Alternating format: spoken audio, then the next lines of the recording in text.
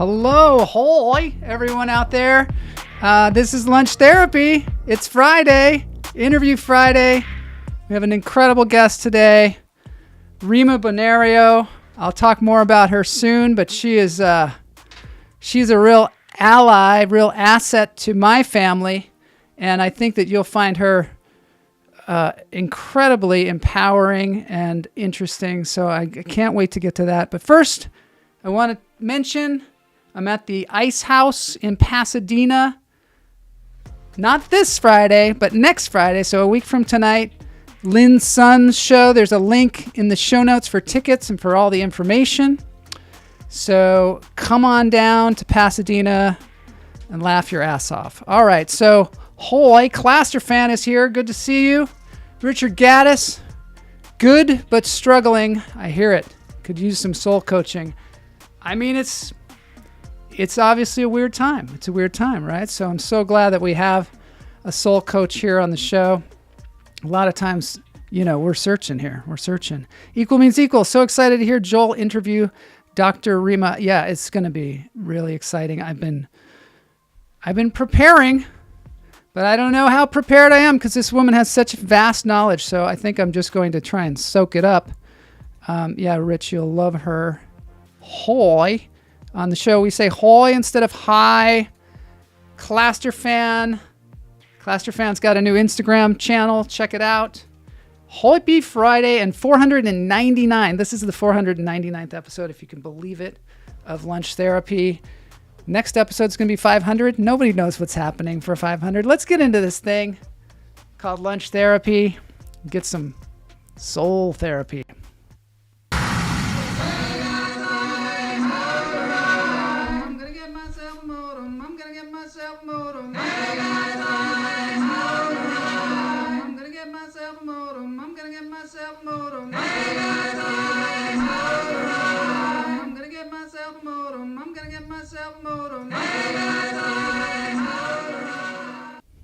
Hoy, all right. This is just a reminder here that this is not a news program. This is an escape from the news. So, Boney, could we get off the news set? Yeah. So this is something where we're going to escape all the crap that's going on in the world. Maybe we're going to heal a little bit, rejuvenate. We're going to maybe get our chakras going, because there's a strong relationship to that. Blas, you will dig Dr. Rima. Yes, you will. Blas, let's bring Blas on. Blas, there you are. Hey. Hey, I saw your sign. Yeah, nice. You were like, Boney, really fast. Unmute me. And Boney's over there just scrambling around. I mean, 499 episodes, and my assistant Boney still can't get the hang of this thing. I don't know what's going on with that. You'd think he'd be like, I'm just kidding. We're so lucky to have him. We're so lucky. We're so lucky to have him, bro. No, I rib him a little bit. It's easy to rib him. Yeah. Because he's got his exposed ribs being a skeleton and all. Hey, it's therapy with a sense of humor. Yeah. So it's all inclusive. Blas. Oh, how you Todd. feeling today, buddy? Oh, me? Yeah, I'm feeling Joel, Marshall. I'm feeling dynamite. Really feeling like $1 million today. I mean, it has been a roller coaster of life lately.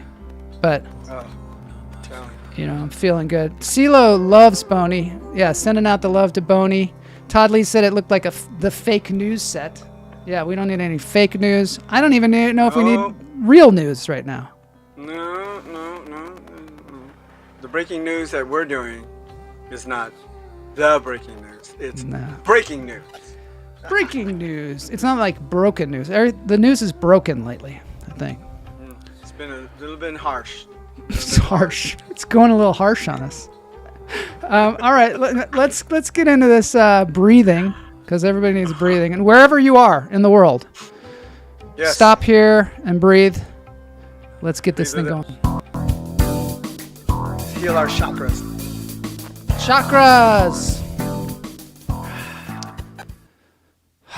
Okay, we got the healing vibrations. We switched places. This is healing vibrations. Internal machinery of life, the chemistry of the parts, is something beautiful. I agree, there are healing vibrations. Travis Schumacher. I believe everything in this beautiful world has a divine connection. I love that. The whole universe is in constant vibration, humming to different frequencies.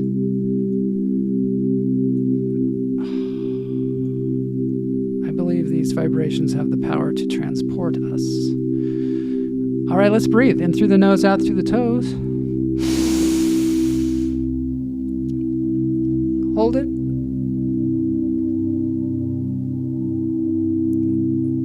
Let it go.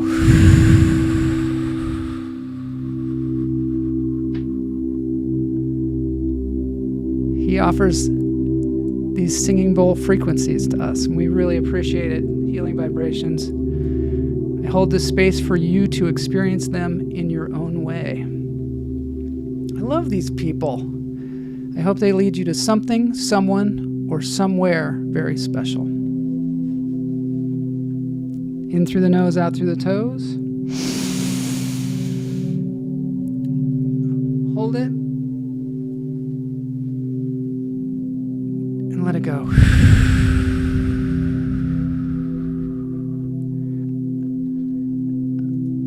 Bloss, I muted you again, if you can believe it. That was my fault this time, not Boney's. Oh, no. It's okay. You have a funny little clicking sound going on, like a little chirper. Do I? Yeah, it's a little chirper. You know what? I do hear something too. Let me see if I can take care of that. One more time, in through the nose, out through the toes. Hold it. And let it go. You know what I love? Is our guest is in the green room with Boney, and both of them are breathing and participating in the sound bath experience, and I love that. Yeah, that's good. Puts us all on the same page. Yeah. Rima! We got Rima today. Listen, I'm a sucker for a good sound bath. All right, I love it. You're our kind of people. Todd Lee says, Hell Week at the Orange Theory Fitness this week. Rode for 23 minutes straight today, 6,000 meters. And then about 100 burpees along with 12 30-minute sprints. Well, what is he training for? A decathlon? Or training for life. Strongman? Life training. Competition? 1,000 burpees? That is a lot. Movement is good for the soul.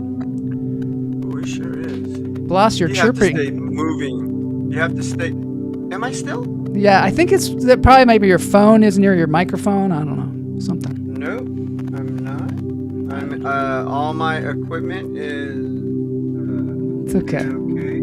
I'll tell you what though. Yeah. When you bring out our guest, I will look into that. Now, if I come back on, and just let me know. Say, do you still hear birds chirping? And then get me out so I can take a peek again. But everything is where everything is supposed to be. Okay. So, but I do hear what you're talking about. I don't know whether the chat room hears it or maybe it's just me. Todd says movement is good for the soul, and I want to just touch on that for a second. I think that is so true. And that's why one of the reasons we do the dance break at the end of the show. Sometimes before the show, I will jump up and down, just to get things going, just to get everything going, the mind-body connection, all of that stuff. I also sometimes will run around and then sit down and meditate. Just weird techniques, but it seems to work. I mean, look at the results. Everyone should meditate every day. 10 minutes out. Richard Gaddis said he ate a cupcake. That's some kind of movement too, I guess. Jaw movement. And he's eating something he enjoys, right? Something he finds delicious. New ways to nourish. There are many ways to nourish yourself. All right, let's get into another way to nourish yourself, some music here. This is incredible. It's a handpan with a clarinet. With a clarinet, it's a woodwind instrumentation. I love this. We've had this on before, but it's just so good. Therapy. With Joe Marshall. Miro and Cosma. Check it out.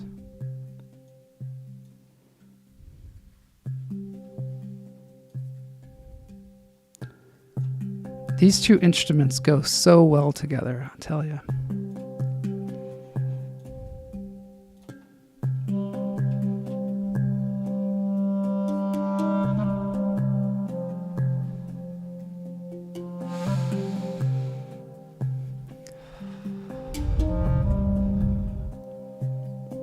Drink it up.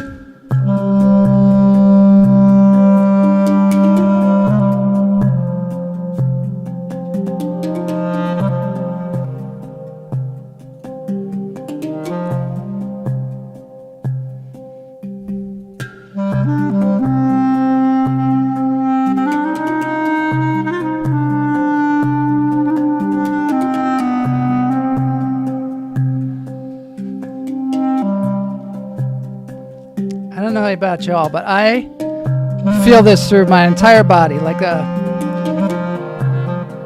feeling of relief and energy and transportation. Like I feel like I'm off in the Sahara Desert or something.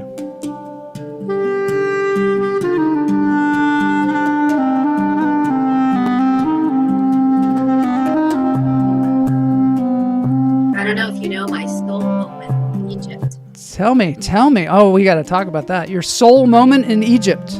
That's my soul home. Oh, your soul home. Wow, I like that. That's what it feels like. Just right there. Isn't it good? Oh, I love it.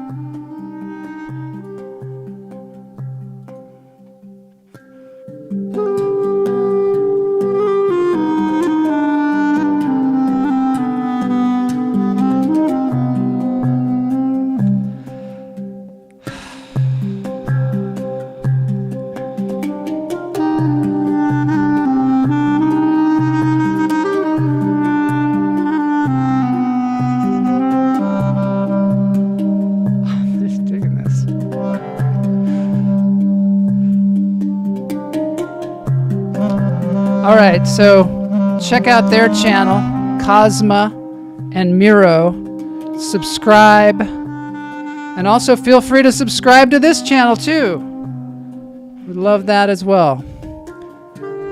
Cosma and Miro. I'm going to leave them and we're going to get into the interview today. Thank you for setting us up.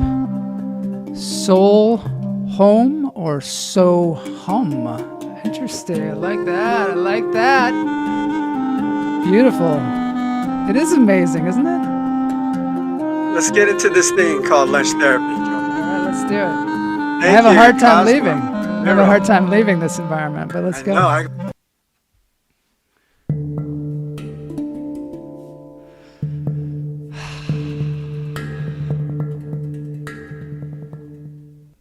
Wow, I kind of wanted to live there. I felt like it was incredible. But I want to get on with this interview because Rima is, we're so lucky to have her here. She's such an important person and making a lot of change, at least definitely for my family, but also for many other people out there. She's a person that creates community. She's a dream weaver, a soul coach. She called herself a wild heart healer. I want to find out what that is. She's been doing this for 30 years. She's been on this path of conscious evolution, which I think is so important because one of the things I think about these days is like civilization. And are we becoming more civilized? Are we aspiring to a civilization that is healthy, or are we aspiring to something that is broken? Are we trying to destroy it? I don't know. Hopefully we're doing the former, as they say. She's a respected thought leader, speaker, and teacher for women seeking to stand in their personal power while remaining open-hearted and connected. There's this word, sovereignty, that she uses a lot. And I want to talk about that, sovereignty. Rima's book, The Seven Queendoms, is a soul map for embodying sacred feminine sovereignty. There's that word, sovereignty. And explains how women can use the energy, majesty, and noble nature of the queen archetype to consciously create a life they love. Wow. She holds a doctorate in transformational psychology and has studied with master teachers in body-based energy work, trauma first aid, and other body-based trauma-informed practices. The Tantric Art of Sacred Sexuality. She is a certified priestess, presence, temple guide, and graduate of the Rosa Mystica in the Temple Art of Anointing. There's another thing that's really interesting. Let's see who came in while we were talking here. I like this, Rex. If you're not familiar with Joel Marshall Lunch Therapy, you ought to be. Delightful, poignant, fun, serious, great music and video, excellent host and guests. Watch the entire show and you won't want to stop. Wow, that is so cool of you, Rex. Ginny Sykes is here. Wow. So glad to have her here. She's very inspirational to me. All right, let's get into this thing. Todd Lee, we continue to play with fire as we've done for thousands of years. We are a very primitive people with very cool technology. I don't know. How cool is it? Let's find out. Let's see what this baby can do.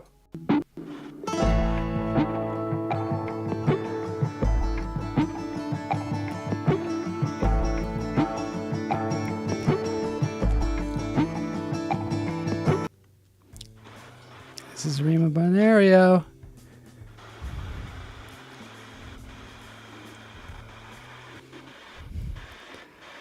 All right. Rima! So great to have you on the show. Welcome to Lunch Therapy. Thank you. I'm just so delighted to be here, and I hope you all will excuse that I'm a little stuffy today, but feeling great and happy to be on the show. Oh, great.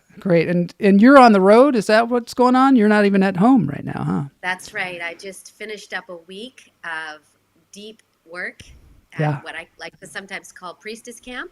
Mm-hmm. And so I'm all shiny and energetically buffed and excited to be here. Oh, that's great. Can you tell us a little bit about how you came to be a soul coach? Like, is that something you aspired to when you were little, or is it something that just came upon you? Tell me a little bit about that. Well, for me, it actually started out in a very, wandery way. Mm-hmm. And I think probably what's happened in my life is I've sort of followed the signs that have been presented and the little breadcrumb trail. And I started out as a school teacher. I taught reading and English in inner city middle school in Houston, Texas, and ended up moving from there into social service work. So service and serving people has always been a part of what has made me happy. And then from there, I found myself as the executive director of my church. I was attending Unity Church in Houston, Texas, which is a New Thought Christianity church that's very focused on personal development and, has speakers coming through all the time like Deepak Chopra, Marianne Williamson, Wayne Dyer, all that era of speakers. Yeah. So it was kind of like going to spiritual university. Wow. And then I ended up just branching out on my own, starting a marketing company to help people who wanted to bring their wisdom to the world. And as a result of that, I got involved in shadow work and have been a shadow work practitioner for the last 15 years and got my doctorate in transformational psychology. And so one thing just sort of led to another, where my personal journey and my personal story of unfolding really informed how I showed up in the world. And specifically now, this piece about working with embodiment with women has been a result of me leaning into my own personal embodiment. A lot of people on our show, I want to talk about shadow work because I don't understand what it is exactly. But first I want to ask you, a lot of people that come on our show that are coaches or they're teaching like paths to enlightenment. They had like a moment where something happened where all of a sudden they became one, or at least realized that they were like one with the world or one with everyone. Have you had a moment like that? Was there a particular moment where that occurred? Yeah, I opened my book with that moment actually about, has it been 25 years ago, I guess? 25 years ago, I actually was reading the book The Mastery of Love by Don Miguel Ruiz, which I highly recommend, along with my own book, of course. And I was towards the end of the book. That's it. Yeah. And that's mine. And I had this just moment.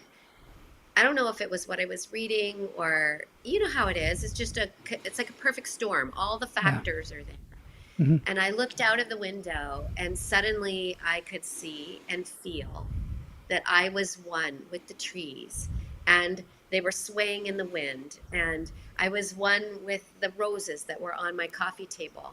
And I just burst into tears of absolute joy. And I felt my body fill with light.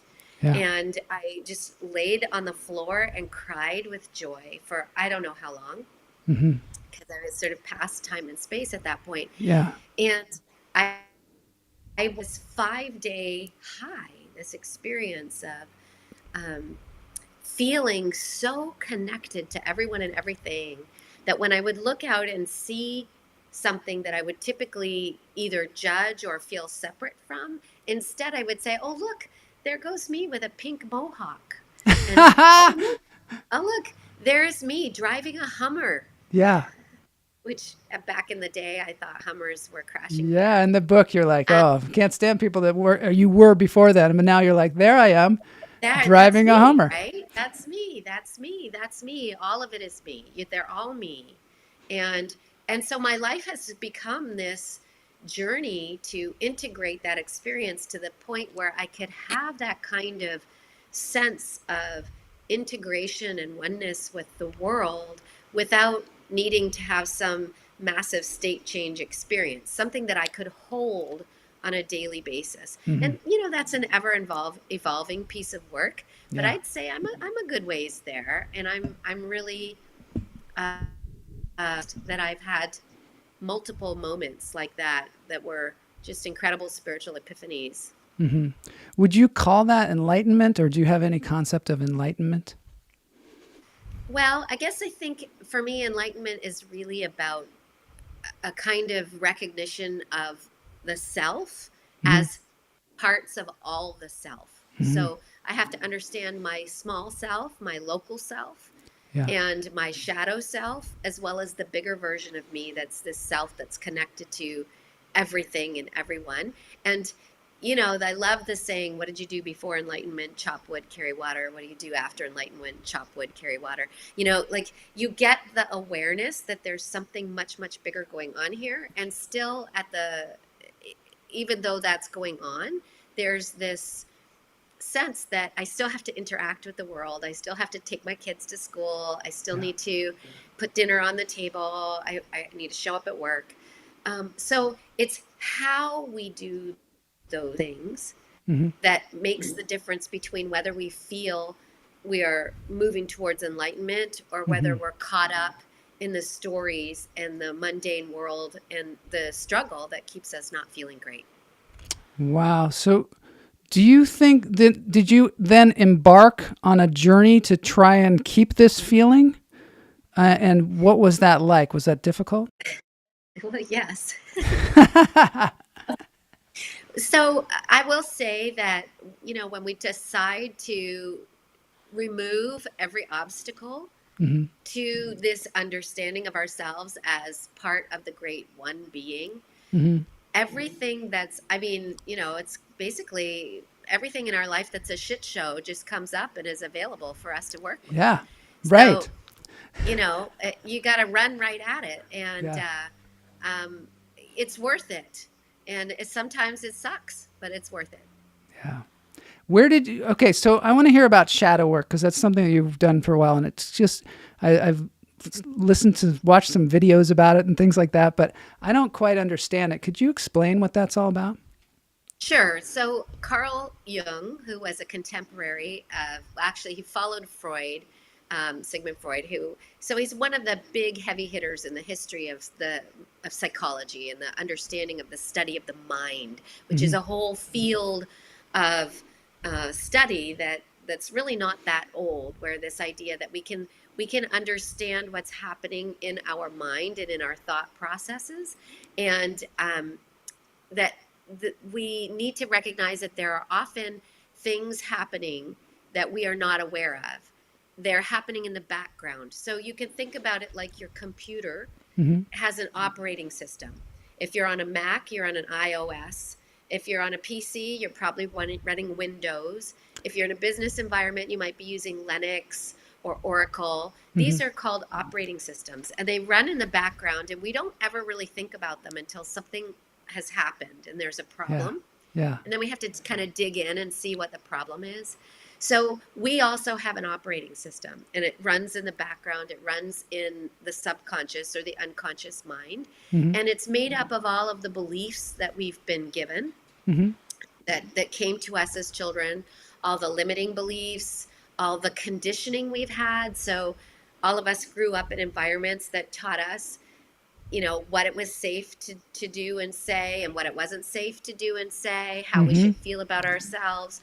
If you had a particular religious upbringing, you might feel like what you are is a sinner and a terrible person, and that you need to be confessing your sins in order to be okay with God. So whatever it might be that shaped your experience, maybe you had a rough time growing up, you were received abuse or sexual abuse, or you didn't have a lot of money in your household, or there was emotional abuse. Whatever it is, these things shape how we see ourselves, what we think about ourselves. But most of that's going on in the unconscious mind, and we don't really run into it until it causes a problem. So that's why Carl Jung uses the term shadow to describe these aspects of ourselves that are hard to see. They're often the shadows. And shadow work is the conscious decision to use very effective processes to bring those aspects of ourselves out of shadow so that they can be integrated. The more of us that's in the shadow, the less we're actually able to consciously captain our own ship. And so we have to bring those disowned parts of ourselves back into the light so that we can start to appreciate them, love them back into wholeness, love ourselves back into wholeness. And then we don't take our crap out on other people quite so much. Oh, that's so interesting. Is there something people can do just on their own to do shadow work? Yeah, so one of the easiest ways to figure out what you have in shadow is to look at what irritates you. So, you know, when you look at somebody and they're doing a behavior and you're finding it really annoying and irritating, a shadow practitioner says to themselves, okay, what is it in me that is like that I don't like to see about myself? Where do I do that behavior? Where do I hold that belief? Where do I show up like that? And sometimes we'll say, I never show up like that. Oh gosh, I would never do that. That's not me. Yeah. But in reality, it's there. It just might be in a slightly different flavor or format. And once we start becoming aware of these parts of ourselves, it can be a little bit shocking at first. Like, wow, yes, I'm a know-it-all, or I'm a, somebody who likes to hog all the limelight, or I'm a miser, and I'm not very generous with people. So you start to see yourself projected onto other people. And what happens is you pull those projections back and you do the healing work here. And now you can be in the company of these very same people and they don't bother you anymore because you were actually laying yourself on top of them or over them. Wow. And it's you that you were not liking. It's the part of yourselves that you didn't want to see that you were responding to. And when you love that back into wholeness for yourself, then people's idiosyncrasies just become a lot easier to be around. Is there a way to have a conversation with that shadow? I don't know if it's like a part of you. Is there a way to have a conversation with that and be like, hey, I love you. Come on in. Let's do this together. Exactly, Joel. Yeah. You got it. I mean, there's a whole technology called parts work where you start to own parts of yourself, right? So when I teach women in the programs where they work with me, we talk a whole lot about our little girl and the importance of going back to those seminal moments where we felt that we got damaged in some way or something happened that wasn't good for us. And we lost or hid a part of ourselves because it wasn't safe for it to be out in the world. Mm-hmm. And you can have so much compassion for yourself when you go back to your 4-year-old self or your 3-year-old self or your 7-year-old self, even your 12-year-old self. And you start to develop that muscle of compassion, which is the only thing that actually makes the shadow soften its stance and become willing to be seen. So by being compassionate towards this younger version of yourself, Mm-hmm. that's really what allows us to bring those parts home.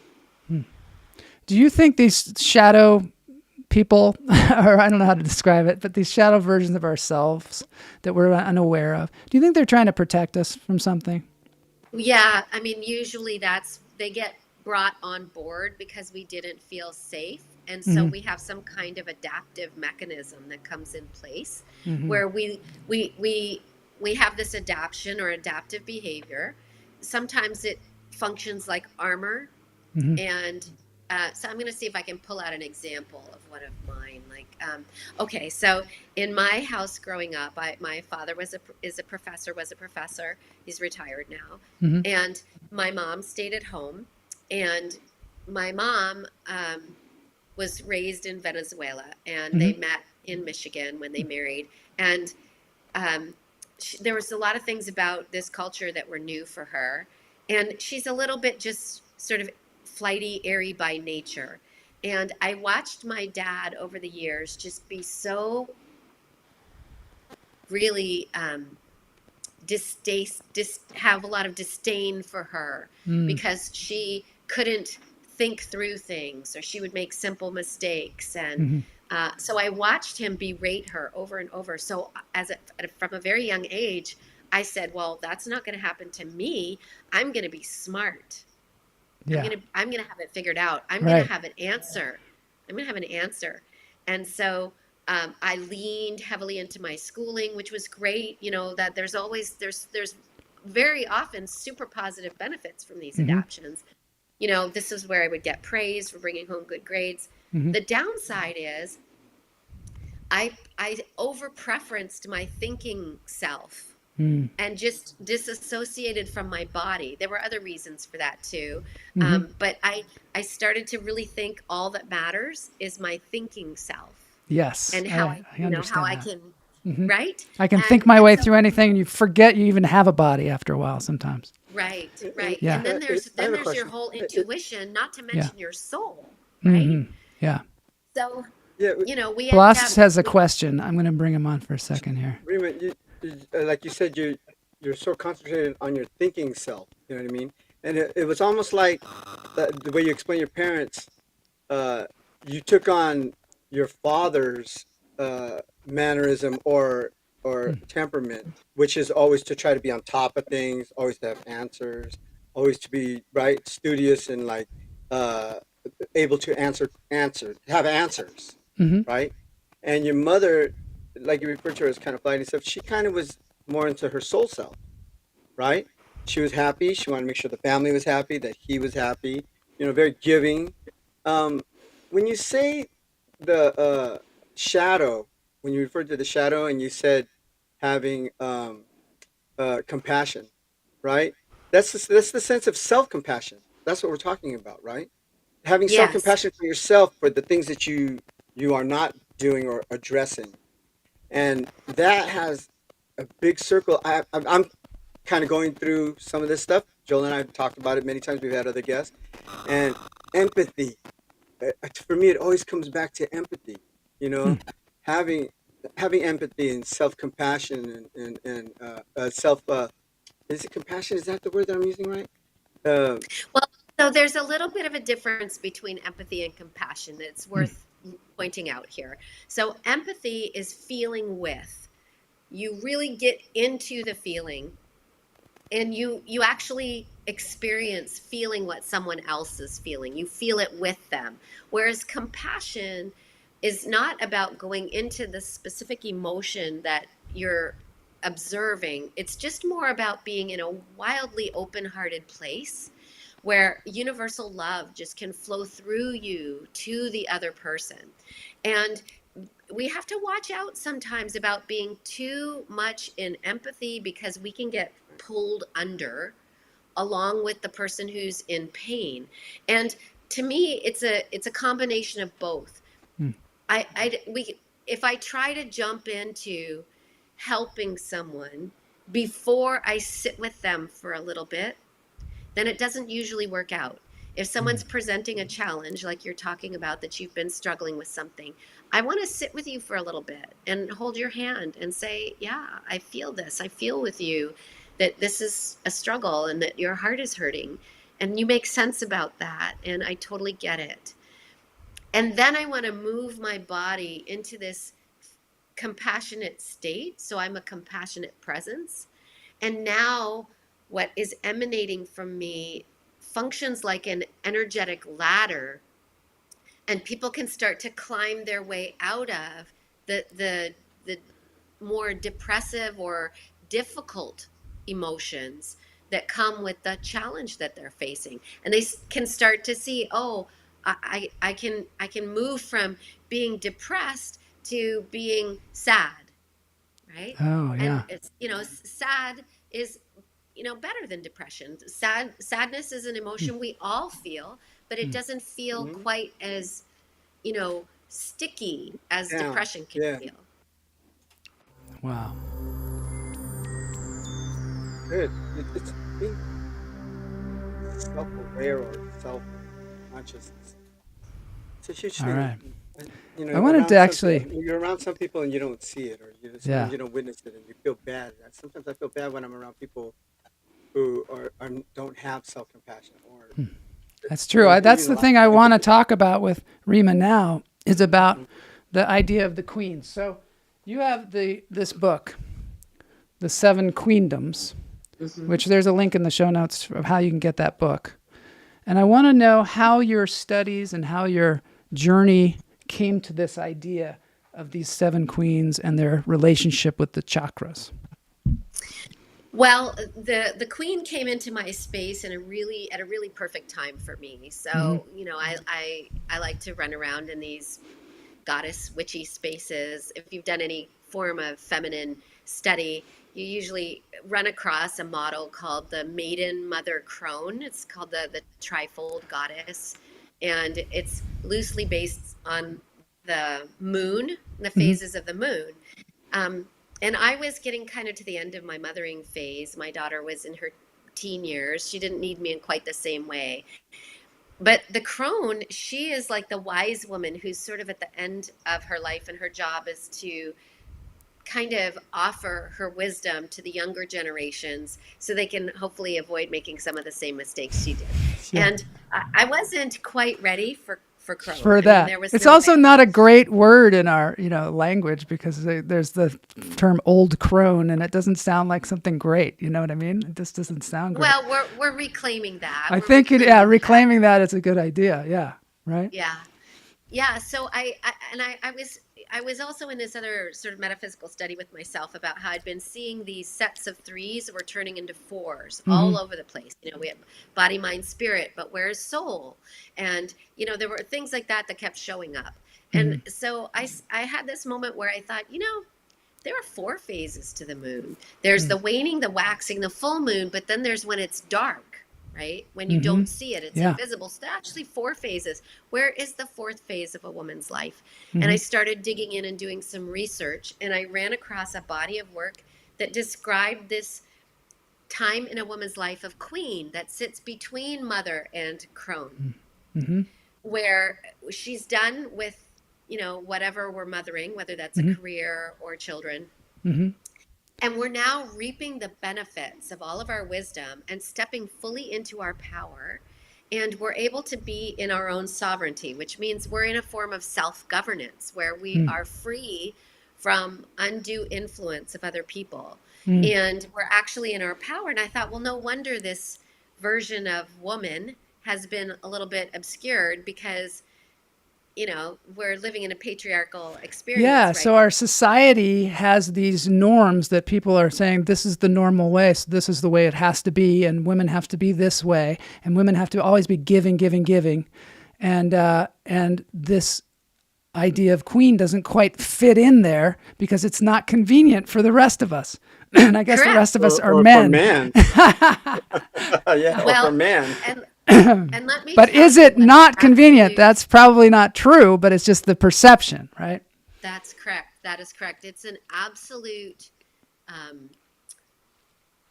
it's absolutely not good for men to Right. not have women in their sovereignty, right? To Yeah. not Oh, have yeah. women in their power. Yeah. And you're missing all the benefit that comes from being with embodied, empowered women. And so receptivity is one of the keys for the queen because she is incredibly well resourced. That's the whole point of being in sovereignty, is that you have the resources at your fingertips to take care of your realm. And as you say, especially when we're in the mothering phase of our life, it's all about giving and giving it away to the point where we just deplete ourselves so completely we're not good for ourselves or anybody else. And the queen is the time where we turn that on its head and we say, it's time for me to receive now. And then I fill myself up with that receptivity so that now my cup is overflowing. And now I get to give from this place of luscious overflow. And guess what happens when somebody's giving to you from luscious overflow? Yes. It's like, it's completely different. There's no resentment. There's no strings attached. There's no challenge behind it. It's just flooding everybody with all the goodness, all the It's yummy weird stuff. how these things have sometimes it's not our nature to understand this, but then when it's shown to us, we're like, oh yes, of course I can be much more giving if I have much more to give. and also the idea we were just talking before about how sometimes people are judgmental of others, but that is actually limiting themselves. By being judgmental of others, it's not what you might feel like it does, which is make you feel like superior. It actually limits you too. Yeah, so, because what you're judging is really the aspect of you that's showing up outside of you. Right. So that's And so the whole of interesting. life is a mirror. It's just mirroring back to us who we are. So to get women to start to see themselves differently and others to see them differently seems like a big challenge. How do you go about doing that, and how important is it to have community and tools to, kind of it's kind of like reprogramming your operating system a little bit. That's exactly right. That's exactly what you're doing. So you want ideally to have a good, trustable guide who can support you in that work and going and digging around in some of those darker places in the psyche. There are different approaches that people have. I think community work, circle work is very powerful because we need other people to show us where our work is. And that's why there's so much healing that happens inside a relationship. And you've been talking about how it's helped your family because this is where we start to see that we have codependent relationships. We have dysfunctional patterns of communication and connection that need to get resolved and healed. So if you can find a guide or a teacher that you resonate with, that is trustworthy, that has some great reviews of people who've worked with that person, and you can get in a small group, that's to me where I find that the most healing can occur. Do you help people across the world, or across the state lines and things like that? It's not, you don't have to be physically there to work with you, right? Actually, most of my work is now not local. I have people from all over the world that come to my programs and sit in my circles, and I have private coaching clients all over the world. And I find that one of the beautiful things about the technology we have now is that we don't have to be limited by what's available to us geographically anymore. And was that just over COVID that happened, that you were starting to do online? Or have you been doing it before that? I moved from Kansas City to Las Vegas so that my daughter could go to Performing Arts High School. And I left. I had a huge community in Kansas City. So when I got to Vegas, it almost felt like starting over again. Only I didn't really want to. So I just started figuring out ways to stay connected. And I created this online experience. And it just so happened it was right before COVID hit. I launched it in January. Wow. And so the group that had signed up for my very first online circle, I mean, everybody was patting themselves on the back like, wow, everybody's sort of freaked out. They don't have any support. And I've got this incredible circle of women that we've been journeying with all year. Yeah. And it just kind of grew from there. I do think people are a little bit hungering for in-person events now, and I'm bringing quite a bit of that back into my life now. And there's nothing more satisfying than just being able to reach so many people like you do with your show, and being able to do that in these ways. Yeah. What about with the earth? Do you reconnect with the earth as well as, because I see on your website, which is at rimabonario.com, I see there's a lot of outdoor activities, traveling, things going on that you provide. Can you tell us a little bit about that? Sure. So when I work with people, it's important that we're working with the whole person. So there's the psychological aspect that we've been talking about in the shadow. Definitely a lot of spiritual work, which is how we get into the chakra system. And we've taken the queen archetype and broken it out into 7 different archetypes that align with the chakras. But the other piece is energetic. And the earth is a giant electromagnetic energy field, as is every living thing. And so the importance of connecting with the earth as a way for us to settle our nervous systems and settle our bodies. That's why I love the breathing activity that you did and the sound bath. Yeah. Excuse me. So much of our traumas and our triggers are what's living in our body come through the nervous system. So learning how to settle our nervous system and working with the earth is one of the most powerful ways to do that. It is an essential part of our healing journey. And I take people on sacred travel journeys to go to specific power points on the planet, like Egypt. I like to go to Hawaii. I'm starting to set up some things to go to Italy, other incredible places where you can go. I call it the travel sangha, where we are looking at reconnecting with the ancient technologies, ancient understandings, and remembering at the deepest level who we are by putting ourselves in these power places, these power centers around the world that wake us up to our truth. Incredible. How do you choose these places? Are they places you've been before that touched you in a certain way, or do you have experiences that had happened there?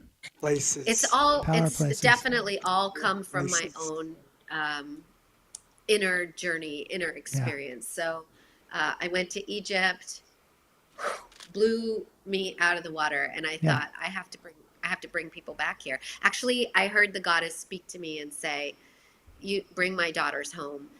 And I when I started having those kinds of psychic experiences, it was very weird for me in the beginning, and now it's just part of being connected. Yeah. Pam says, when you said specific PowerPoints, I immediately thought she was talking about PowerPoint presentations. I thought that too. That's the way we are in this world, I guess now. We're very technological. We everything is related to computers, and that's cool. That's cool. So the terminology, I mean, comes from way older than technology. You know what I mean? Like PowerPoint or PowerPlace. Definitely. Those are, and I don't know, computers are a little bit of a mirror of ourselves. We design them. They're designed from humans. So there's a little bit of mirroring ourselves in the computer itself. Sometimes computers, like, sometimes at a fault. You can only do what you tell it to do. Yeah. Only do what you assign it. Now, what about meditation and chakras? We were talking about how all the queens are related to chakras, and how do you relate to that kind of thing? Do you do meditation practices, etc.? So I do guided meditations and visualizations. For me, it's not so much about the emptying. That's a more masculine approach, which is and I highly recommend it for those that are interested in that way of just emptying the mind and going to the still point. Yeah. I have a tendency to travel when I do that, where I just have experiences of a lot of visuals. So I like a guided meditation that helps to focus me. But when it comes to the chakras, each of the seven queens oversees a different area of sovereignty. So you have your spiritual sovereignty, mental sovereignty, your dharma or expressive sovereignty, your emotional sovereignty, energetic sovereignty, sexual sovereignty, and physical sovereignty. And what it did by breaking it down this way, I mean, when I was looking at healing myself, it just felt overwhelming. And so to break it down into these small areas where I can focus for a little while on each of these queendoms within myself made it easier. And then I was able to discover the shadow parts of myself based on what happens when I don't have enough mental sovereignty, for example, or I have too much. I'm too focused on the mental realm. And those are two versions of my shadow. So I teach women to look out for these 7 underexpressions and 7 overexpressions, 14 in all, and try to move toward the center. And when you're in that center point, you're actually standing in your sovereignty in a very clear way. And you become more available for others. You're a healing force on the planet. Your very presence becomes a healing force on the planet. It's like aligning your chakras, right? Like they would talk about in, wow. I want to just show a little bit about that really quickly here. There's that book, The Seven Queendoms. And then on the website there, you even go through a lot of the chakras there. And they start, they're very much aligned with these chakras, the root chakra and, all these different chakras that go on up, the heart, the sacral chakra, and all that. I want to say to the guys, listen, go read this stuff, because just translate it for yourself from queen to king, right? Because it's all the same. Yeah. That's the thing is I've been reading the book and I get a lot out of it as well. But I also know there's kind of a responsibility for men to alter their point of view as well so that we can become more unified and work together more. And I feel like, and also there's a sort of a masculine kind of thing of like, oh, this is all, touchy-feely or whatever. I think I would attribute that to a masculine kind of energy. So one thing I really feel is important to say is that all of us have feminine and masculine energy inside of us. So all of us have an in pole, that's the feminine, where you draw in, and an out pole where the energy comes out, that's the masculine. And when it just so happens that we tend to see male embodied people usually run more masculine energy, and female embodied people usually run more feminine energy, but it isn't always like that.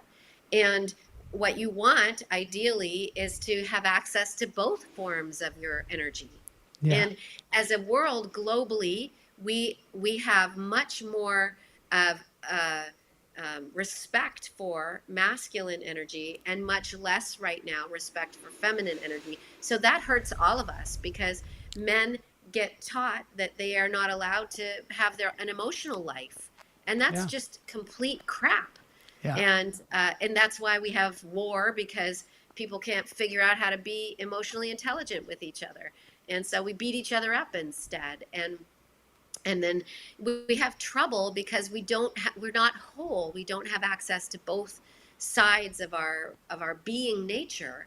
And we've cast the vision of the divine almost exclusively in this masculine experience. And we've thrown out the history of the divine feminine. And what's happening now is this huge resurgence of bringing the divine face of the divine, both masculine and feminine, back together again. Do you think we're heading into a better world, or do you think we're destroying our world at this point? I think we're doing both, and both are necessary. Oh, I think that, I mean, I hate that. I want it to be easier. But the things that are in our way, we have a lot of institutional structures and ways of being that we are almost addicted to, and we're not going to give them up easily. We're not going to give them up easily. So we have to see the massive downside before we're really willing to make major adjustments. That's just how we are as a species. I wish we weren't like that. And I'm always praying for the requisite amount of destruction, the requisite amount of pain, the requisite amount of struggle, not a drop more, not a drop more, because what it takes, and then we'll move through. Kamala was telling me about something you said about the butterfly and the cocoon of the butterfly, and what's, she told me about that. Could you tell us a little bit about that? I love that metaphor. It's so potent. When a caterpillar is ready to become a butterfly, its inner being tells it something's happening and it's time to eat. And it parks itself on a plant and just starts eating and eating and eating and eating until it gets so big that it can't move anymore. And then it starts to, so this is the stuck phase, right? So it's stuck. And it starts to spin this cocoon around itself. And once it's inside that chrysalis, there's something called imaginal cells inside the body of the caterpillar. And these imaginal cells hold the code of the butterfly, this new version of itself. And they get released and they start to attack the caterpillar. And the caterpillar's immune system says, what? We can't have that. And it starts killing off the imaginal cells. No. I need to stay a caterpillar until enough imaginal cells are there that it overruns the caterpillar's immune system and it starts to break down completely. And it breaks the caterpillar down into this goo until it seems like there's nothing there. There's no caterpillar there. There's certainly no butterfly yet. And then the imaginal cells start to come together and feed on this goo, this protein, and start to form the parts of the butterfly. Wow. And a new being is forming inside the chrysalis, and then it has to find its way out of the chrysalis. And once it gets out of the chrysalis, it can't fly yet. It has to sit there for a little bit while its wings dry off. And then as soon as its wings are dry, it takes off and flies away. And the thing about this that I love so much is, that caterpillar can never fully understand what it is to be a butterfly. It just has to go into the experience from a place of trust. And the butterfly, it's a completely different frame of reference, a completely different viewpoint. Everything that it can see is utterly and completely different. And so the transformation, the transmutation that's happened there is whole and complete in and of itself. And so, I've taken to saying to people, when you're in the goo stage, the goo is good. Love the goo. Don't resist the goo. Let it break down. Let yourself go all the way down to the bottom and feed on that goo and rise. Yeah, I love that. All right. I'm going to end the interview at that point because we're running out of time, and that's just such a great thing to leave on. Thank you so much for being on the show. Really appreciate it. Really pleasure. And for you persevering through the, some illness too. It's just really a gift for you to be here. We're going to do a little dance. Yes. We're going to have a little fun. Dance break time. It's the Darzies from last week. They're a wonderful group that they're in Israel, and they're doing a cover song, and let's just dance this thing out. Thank you so much. Yes, thank you.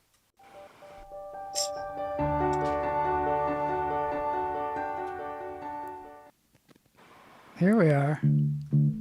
These are the Darzies.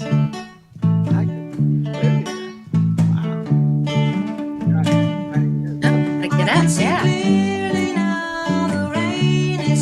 Great song.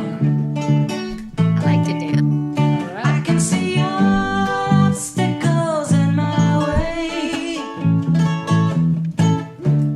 Gone are the dark clouds that had me blind. It's gonna be a bright, sunshiny day. It's gonna be a bright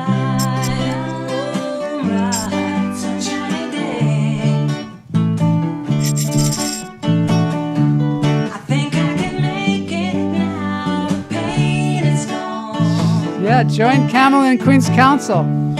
Link in the show notes. Feelings have disappeared. Here is that rainbow I've been praying for. It's gonna be a bright, oh, bright, Sunshiny day. look all around. There's nothing but blue skies. Look straight ahead. Nothing but blue skies.